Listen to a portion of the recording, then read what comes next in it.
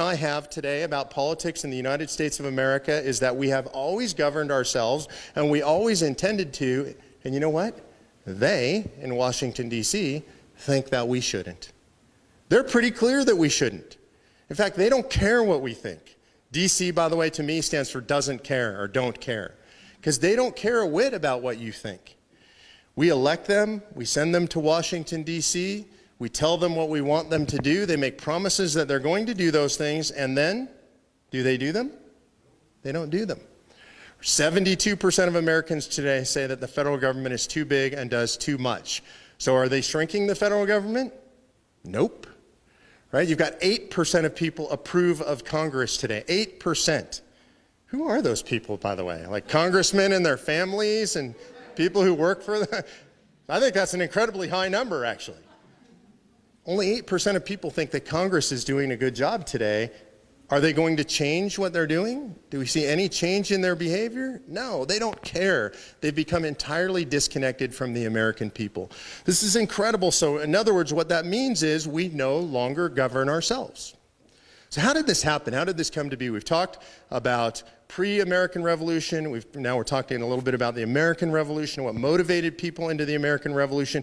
How did we get to this point where suddenly it feels so out of control, where they're telling us what they want us to do instead of the other way around? How did we get here? And I'm going to point to a particular point in history. I'm going to jump way ahead, and I think there is what I would describe as the cataclysmic year in American political history, the worst year in American political history. And I don't think there's any argument about what is the worst year in American political history. I'm not talking about the first election of Barack Obama, just to be clear. There you go. I understand that might have come to some people's minds. What I'm talking about is the year 1913. 1913, incredible year in American political history, because this is the rise of the progressives and the pinnacle, I would argue, of the progressive movement. This is where the progressives transform our society in a way never before imagined. Woodrow Wilson is the first president to openly speak against the United States Constitution. Imagine that, an American president talking about his disdain for the Constitution that keeps government from doing the things that it can and should do. It's outrageous. Unfortunately, a lot of the American people buy into it. And in 1913, we get a few amendments to the Constitution. 1913, we get the 16th Amendment. 16th Amendment imposes the federal income tax, or actually legitimizes the federal income tax on the American people. Now, look, I'm not saying this is a tax protester. I'm not saying that there isn't money that needs to flow to the federal government. The federal government has certain enumerated, limited duties they have to do. We have to pay for that. I understand that. But the founders intended specifically that there would never be a financial relationship between you and me and the federal government. That relationship should always be filtered through the states. And so when they reached, directly into our pocketbooks and started taxing us directly, they broke the power of the states. This was intentional. So now they have a direct financial relationship with us. They don't have to run that through the states anymore. They don't have to care what the states think, because they can get their sustenance directly from the people. So that's a major problem. We also get the 17th Amendment. This is one I didn't know about until recently, 5-6 years ago. 17th Amendment provides for the direct election of United States senators by the people. You know what? That sounds really good, actually, right? Just the basic narrative of that. Isn't it awesome? We elect our own senators. That's representative democracy, right? Well, here's the problem with it. It breaks the founders' formula, because here's what the founders intended. The House of Representatives is the people's house. It belongs to you. People are elected, as Mark said, every 2 years they have to stand in front of you and get reelected or elected for the first time. That's where representation at the federal level is intended to be close to the people, the people's house. And what the founders intended the Senate to be for was the senators were to represent the state legislatures in Washington, D.C. Think about how different that is. So the senators originally are appointed by your state legislature. Think of the power that gives your state legislature, the governing body closest to you, over your senators. And imagine this. Imagine if you still appointed your senators. And imagine if your senator comes home from Washington, D.C. and says this to your state legislature. My fellow legislators, I am so excited to announce that the new bill that we just voted for and passed in Washington, D.C. imposes hundreds of millions of dollars of costs on you, and you have absolutely no say in how this is executed. Isn't this incredible? That's called an unfunded mandate, by the way. This is what they do all the time. They impose them on you. They impose them on your state government, and you and your government have no choice about it. And under the scheme prior to the 17th Amendment, that person who came home and gave that speech before their state legislature would be fired. They would simply have said, "I'm sorry, you're no longer our senator. Go home and hang your head in shame and don't show your face around here anymore." And they would pick the next person. They'd say, "Lynn, you're our next senator." And you know what they would tell Lynn her job is? This was the job of the Senate. It was the easiest job in the world. They would said, go to Washington, D.C. and say, no. That's it. That was really their main job. The Senate was created because the founders understood that the federal government would absolutely, by human nature, according to all of human history, Mark said they all knew their history, all of human history says central government centralize. That's what they do best. They accrete power to themselves, and so what they wanted is the senators to be able to go to Washington, D.C., and when the House said, hey, you know what, we think it would be an awesome idea, or the president said, we think it would be an awesome idea if we start to do all this neat and wonderful stuff and take money away from people and the senators would just go, no, you're not going to do that. Well, we'd like to impede the power. No, you're not going to do that. We're going to form the EPA so the EPA can tell you what to do with. No, you're not going to do that. No, sorry. And we're going to have the FDA so that we make it hard. No, you're not going to do that. You're not allowed to do. That's what senators were meant to do. It's the coolest job ever, right? Go be the naysayers in Washington, D.C. And when we change that to direct election of senators, here's what's happening. Again, it's not because people are bad. It's because people are driven by incentives. So what's the incentive of a United States senator today? Is it to protect state power? Well, where's the senator's power? Is it here at home in your state? No, their power's in Washington, D.C. Do they get more powerful if there's more power in D.C. or more power at the state level? If it's in D.C., right? So humans, we just operate according to incentives. So we've incentivized senators to want power in Washington, D.C., to want money in Washington, D.C., to want recognition in Washington, D.C. So this is the way your Senate is now wired. So that's the 17th Amendment comes in 1913.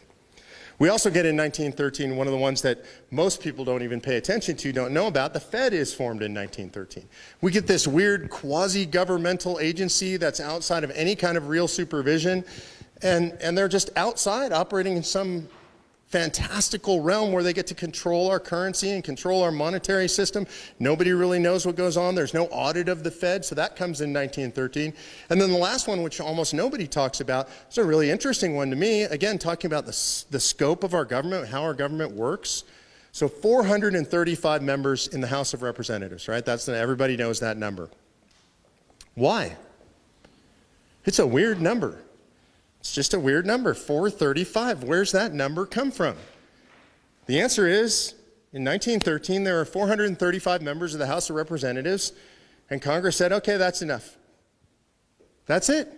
Prior to that, every 10 years, according to the census, there was a reassessment done, a realignment done, and representatives were added to the House of Representatives based on the population growth in any given state, according to a formula. In fact, according to that original formula today, if we had that formula in place, there would be roughly 6,220 members of the House of Representatives. Now, some of my friends on the left, when I say this, say, oh, that's ridiculous, because then how would they get anything done? And I say, awesome. It's perfect. That's what the founders intended. They didn't want it to be easy. They did not want it to be easy to pass legislation. In fact, the House was supposed to be roiling and broiling with controversy and disagreement, and it was supposed to be very hard to get anything done. They didn't expect Congress to be passing hundreds and thousands of laws. It's never expected. So this is the problem that was created in 1913. Now, there's a lot more than that. These are structural problems, though. I want you to notice what I'm pointing out. I'm not telling you that we have bad policies. Notice that I'm not talking about should we have universal health care versus free market health care. Those are policy debates, and they're important, and we should have them, but that's not what I'm talking about, right? I'm not talking about who gets elected to Congress, right? I'm not talking about gerrymandering. I'm not talking about money. These are all issue things, right? What I'm talking about is the structure of our system of governance. This beautifully detailed and laid out system that I personally believe was divinely inspired. Madison in his room alone, poring over these books, the 100+ books that Jefferson had sent him, these men who knew human history from the Bible on forward, who had studied every system of governance ever known to man, devised this incredible, beautiful, well-balanced system, and then we screwed it up. Because we're humans, it's what we do. So we screwed it up. Okay, so that's 1913, and on forward, what happens is this. We start to expand the power of government, really post-1900. And this starts in the late 1800s, but post-1900s is when it really picks up steam.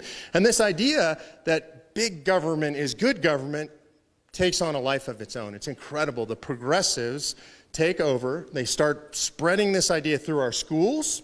So this is incredible. I want you to think about that time span, 1913 roughly to today, just over 100 years, 4 generations, say, right? 4.5 generations. And this has been going through our public schools. So they teach us, you and me, if you got some gray hair like me or you're much younger, they're teaching you the same thing, which is government is good, right? Big government is good. Bigger government is better. If we could just take $1 more out of your pocket, everything would be okay. If we could just have one more program, nobody would be hungry, right? If we could just have one more program, every kid would get straight A's. This is what the schools teach us. And they teach us from the time we're this big till you go through postdoctoral education. All the way, everybody agree with that? That's what the schools are doing? Okay. This is not negative. I'm going to make you hopeful with this, so bear with me. Number 2 is the media. Right? Is the media teaching us that exact same thing? This has been going on as long as we've had mass media. I mean, people talk about the media wasn't so bad and there wasn't so much conflict when you just had the 3 major networks. That's because they just all told us the same lie, right? The underlying conflict still existed, but CBS, ABC, NBC, you could throw in public broadcasting, they're all telling us big government is good, Washington, D.C. is good, bigger government is better, $1 more solves everything. So we've got government, we've got the schools telling us, we've got the media telling us. How about government? What do they say about government? Does government ever tell us, when was the last time that the president stood up there and really made his thing that I'm going to reduce the size and scope of government? So we had Ronald Reagan actually seriously said a lot of that, right? Before that, Coolidge. Coolidge is actually the only one in American history that accomplished it. Actually shrunk the government on his watch. Reagan couldn't accomplish that. And then you have Trump saying some stuff about it, but he seems to be a pretty big spending, freewheeling kind of a guy when it comes to reality. So for the last 100 years plus, you have the education system, you have the media, and you have government itself telling us that big government is best. Now here is the incredible thing. Today, after all of that, 100 years of propaganda, 72% of Americans say that the federal government is too big and does too much. How is that possible? I mean, that should not be possible. It really shouldn't be. We should be a socialist paradise by now. Nobody should buy into the idea of limited government or self-governance or freedom and liberty from big government or libertarian. Nobody should buy those concepts because we've been propagandized at every level from the time we're kids till we go to the grave by all these different segments of society who all have influence over us that what we believe in our hearts is wrong. But we still believe it. It's still the majority of Americans, 72%. That's not just Republicans, by the way. They don't have numbers that big. That's not even Republicans and independents, by the way. So this is an incredible, miraculous thing. And I argue, going back to what Levi Preston said, it's because we have in our DNA this thing that we have always governed ourselves, and we always intend to. People have not yet let go of that. And so I think, to me, that is incredibly hopeful. It's a very powerful thing that still exists in our DNA. So the question is, what do we do about it? This is where I'm going to close out, and we'll go to a panel and some Q&A. What do we do about it? So I know what I've been doing. For the last 9 years, since the start of the Tea Party movement, 8.5 years, I've been fighting. I first started fighting, just fighting. I don't know, screaming and yelling, throwing a temper tantrum is how I would describe the early days of the Tea Party movement. I'll tell you what, it felt damn good to do that too, right?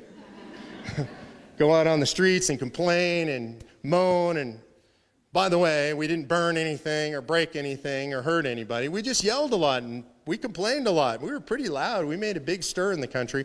We did something really profoundly important, which is we changed the political narrative in America.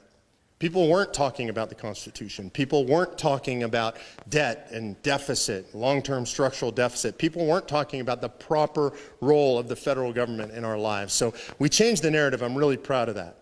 2010, we won the biggest electoral flip in the history of Congress since 1938, right? From Democrat to Republican. And it was so incredible because then everything changed in D.C. That was my dream anyway. It didn't happen.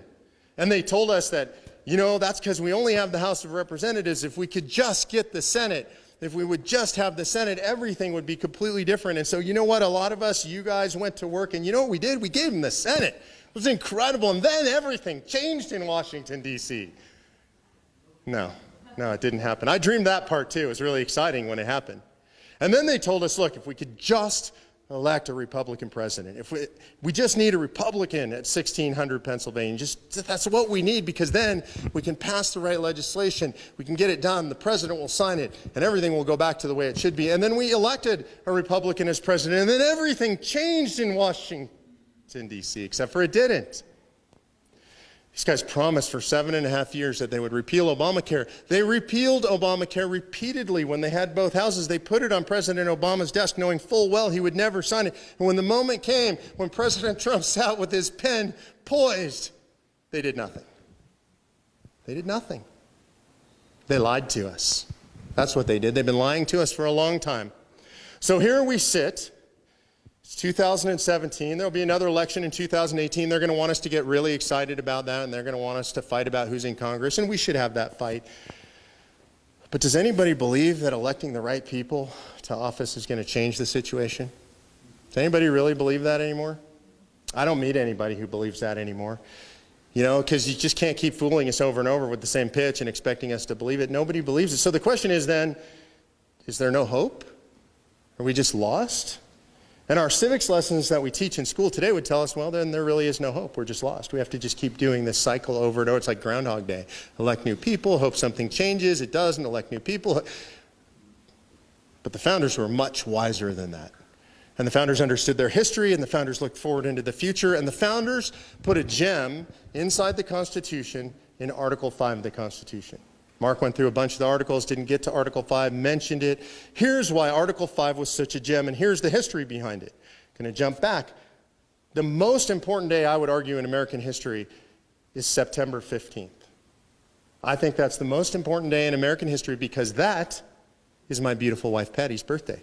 But it is also what we call Article 5 Day. So I can obviously never forget this, because that's the day George Mason stood and addressed the men there at the Constitutional Convention 2 days before the end of that convention. Imagine what it's like. They've been in that room for months. It's hot. It's stuffy. They're almost done. They're getting ready to go home.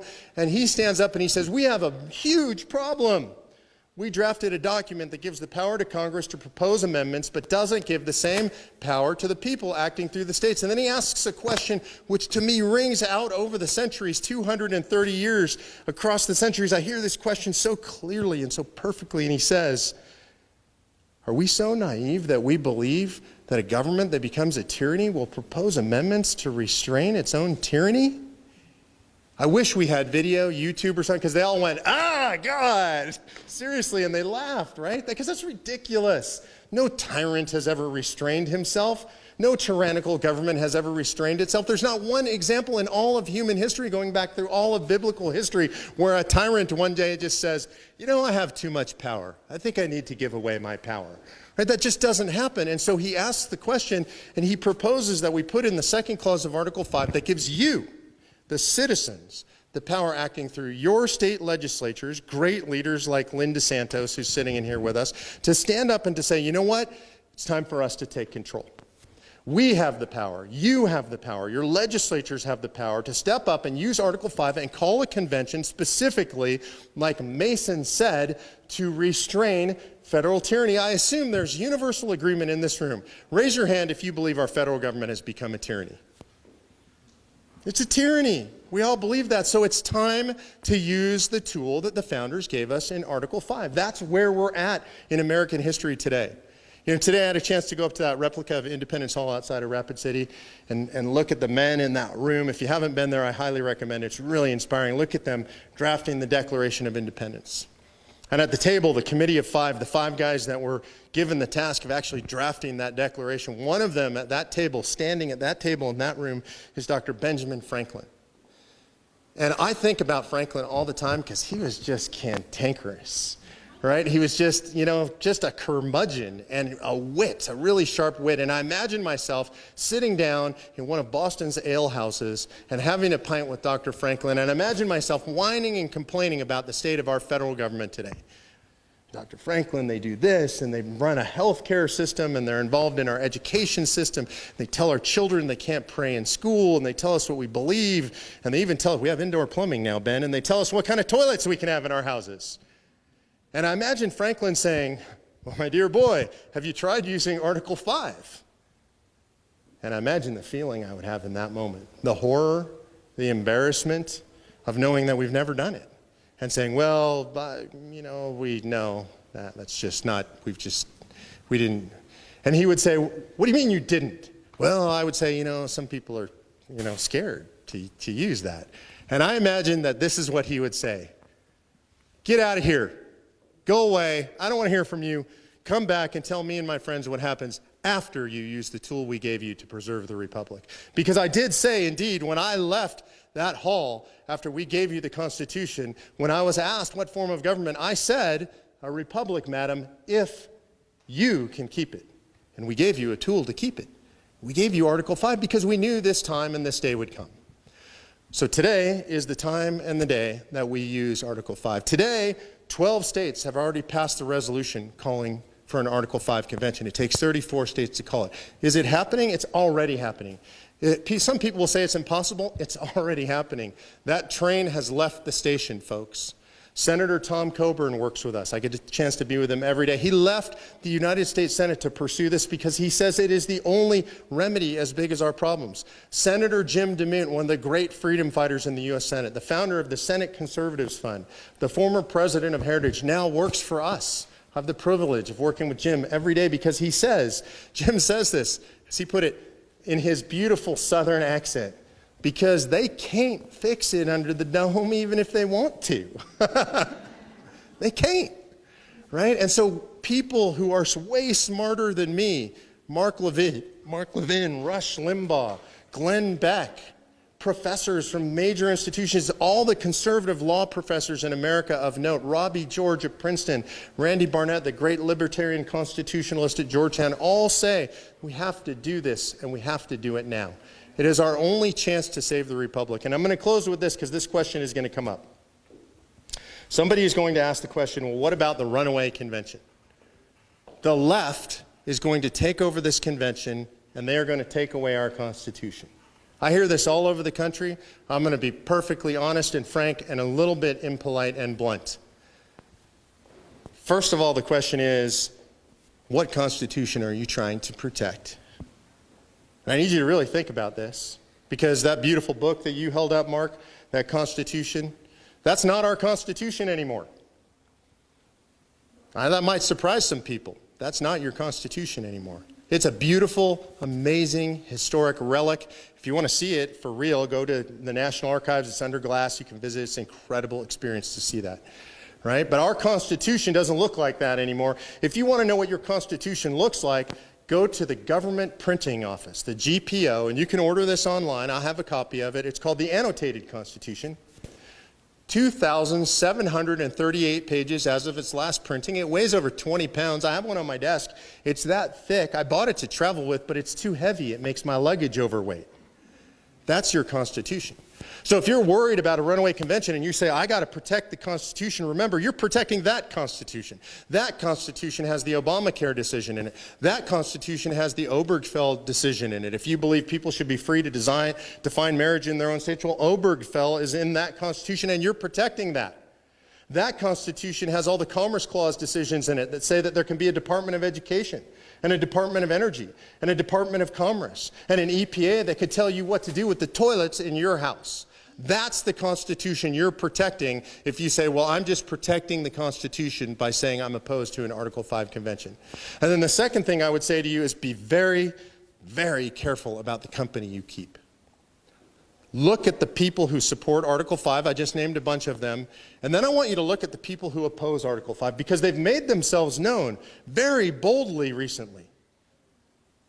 You know, on Good Friday, which I think is kind of an important day for Americans, for our culture, for our history, whatever your beliefs, on Good Friday, 230 of the most radical leftist groups in America, led by Common Cause and Center on Budget and Policy Priorities, two George Soros-funded groups, put together this coalition. 230 radical leftist groups came out against the Convention of States.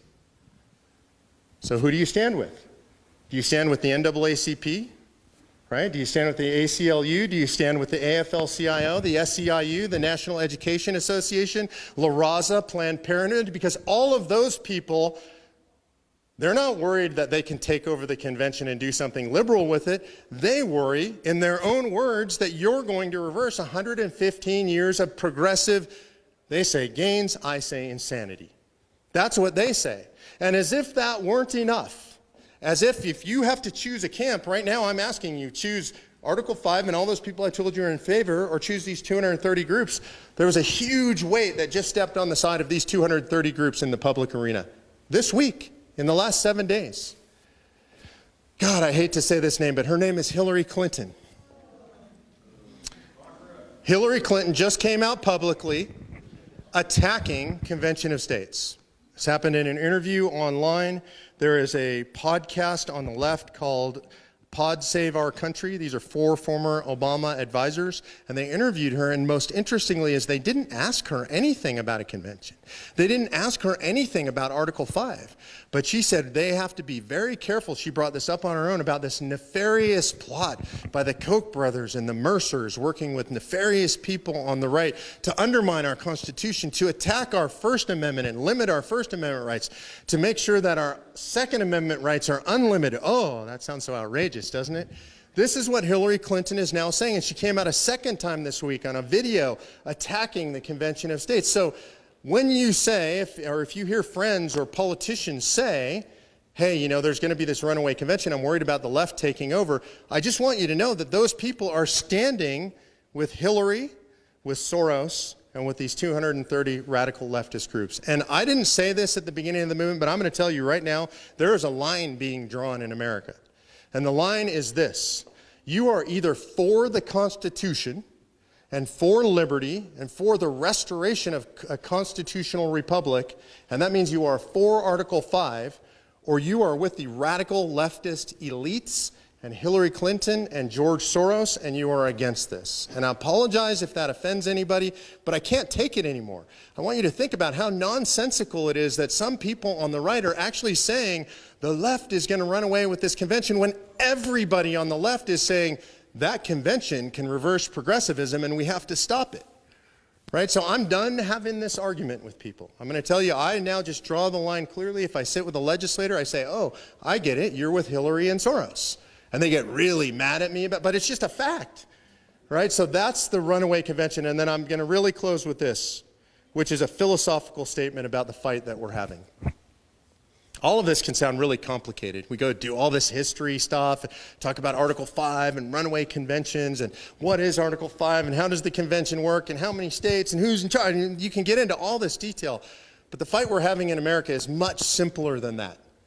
The fight that the media wants you to have, the fight that the left wants you to have, the fight that the politicians want you to have because it's so profitable and it works so well for them when we buy into it, is a fight about what we should do. Should we have Obamacare? Should we have Medicare? How much welfare should we have? How big should the FDA or the EPA be? How high should corporate? These are fights that they love. They love these fights. They foment these fights. They encourage you to be angry about these fights. And every one of those fights has an underlying premise, and the premise is this, that those decisions will be made by people way smarter than us in Washington, D.C. And if you buy into those fights, that's what you're buying into. Oh yeah, that fight, I have to call my congressman and tell him to vote correctly on that. They're not going to do anything. It's a false fight. But here's the real fight we're having in America. We're having this fight. The question facing Americans today is this: who decides?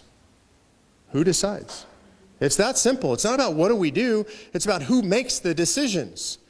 Do you decide as a self-governing person, you and your family, do you get to decide in your community, in your local school district, what your kids will be taught? Do you guys decide here in your own state how land gets used? Does the EPA decide instead? Some bureaucrat who's never been here to South Dakota has no idea what the water's like in South Dakota, what the weather's like, what the rivers are like. Who decides? Who decides? That's the fight we're having in America today. That's the same exact fight the founders were having, and we're going back full circle here. Remember what I said the founders were fighting about, right? It was about this crony capitalism. People who weren't connected to them were making all the decisions. And the founders answered this question very clearly about who decides. 3 words, begins with we the people, right? So if you believe in Article 5, if you believe that now is the time, then you believe in this answer to this question of who decides is we the people decide, because this is the we the people solution. So thank you guys for hearing me out today. I appreciate you letting me do that big scope of history. And then in a few minutes here, we're going to open it up to questions. God bless you guys. Thanks for being here.